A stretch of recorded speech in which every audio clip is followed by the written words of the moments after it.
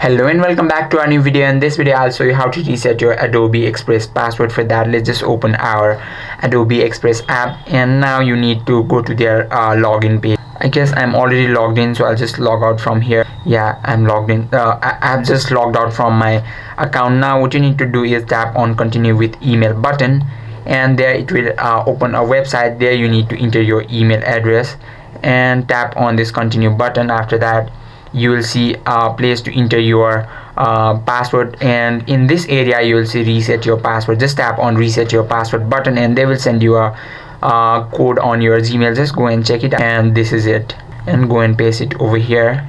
And that is how you can reset your password. Simply enter new password and enter and repeat the new password and tap on update password, and that is how you can reset your Adobe and that is how you can reset your